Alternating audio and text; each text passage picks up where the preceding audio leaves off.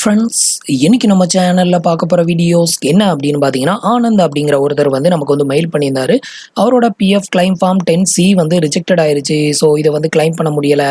So இதை வந்து claim பண்ணி கொடுங்க அப்படின்னு சொல்லிட்டுலாம் நிறைய மெசேஜ் பண்ணியிருந்தாரு.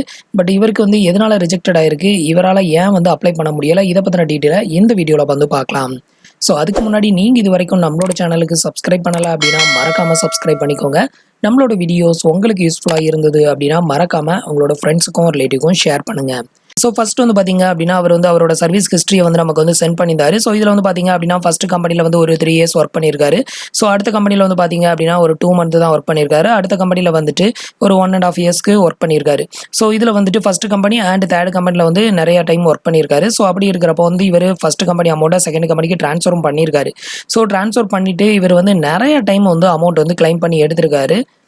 ஸோ அதை வந்து இப்போ பார்க்கலாம். ஸோ இதில் வந்து பார்த்தீங்க அப்படின்னா அவர் வந்து அட்வான்ஸ் அமௌண்ட் வந்து பார்த்தீங்க அப்படின்னா நிறைய டைம் வந்து ட்ரை பண்ணி அட்வான்ஸ் அமௌண்ட் வந்து எடுத்திருக்காரு. அதுக்கப்புறம் பிஎஃப் அமௌண்ட் வந்து ட்ரான்ஸ்ஃபரும் பண்ணியிருக்காரு ஆல்ரெடி. ஸோ இதுக்கு அடுத்தது இவர் என்ன பண்ணியிருக்காரு அப்படின்னு பார்த்தீங்கன்னா ஃபார்ம் நம்பர் 19 10C வந்து அப்ளை பண்ணியிருக்காரு. இதில் வந்து ஃபார்ம் நம்பர் 19 வந்து செட்டில் அப்படின்னு வந்துருச்சு. ஸோ இவருக்கு வந்து ஃபார்ம் நம்பர் 19 வந்து அமௌண்ட் செட்டில் ஆயிடுச்சு. பிஎஃப் அமௌண்ட் வந்து 10C மட்டும் வந்து பார்த்தீங்க அப்படின்னா ரிஜெக்டட் பண்ணியிருக்காங்க. ஸோ இவர் என்ன பண்ணியிருக்காரு, மறுபடியும் ஃபார்ம் நம்பர் 19ஐயும் 10Cயும் மறுபடியும் அப்ளை பண்ணியிருக்காரு. ஸோ இதில் வந்து ரெண்டையுமே ரிஜெக்டட் பண்ணிட்டாங்க. 19க்கு வந்துட்டு ஆல்ரெடி கிளைம் வந்து செட்டில் அப்படின்னு சொல்லியிருக்காங்க. என்னன்னா இங்கே ஆல்ரெடி வந்து எடுத்துட்டாரு. ஸோ அதை மறுபடியும் இதில் வந்து ரிஃப்ளெக்ட் பண்ணியிருக்காங்க.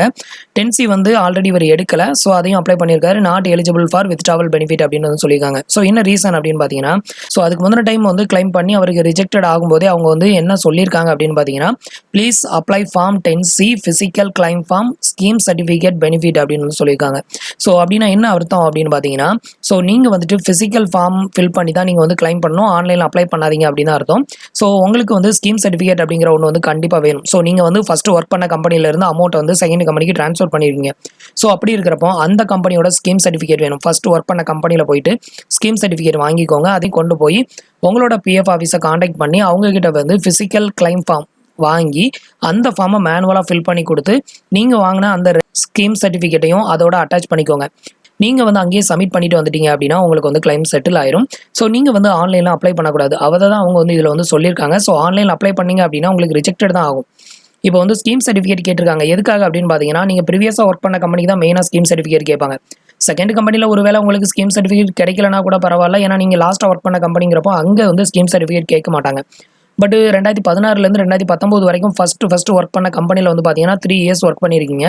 ஸோ இதுக்கு தான் வந்து அவங்க மெயினாக ஸ்கீம் சர்டிஃபிகேட் கேட்பாங்க. ஸோ இந்த கம்பெனி காண்டாக்ட் பண்ணி ஸ்கீம் சர்டிஃபிகேட் வாங்கிக்கோங்க. வாங்கிட்டு வந்து ஸோ அதுக்கப்புறம் வந்து கிளைம் ஃபார்ம் மேனுவலாக வந்து அப்ளை பண்ணுங்கள். உங்களுக்கு வந்து கிளைம் வந்து கண்டிப்பாக செட்டில் ஆகும்.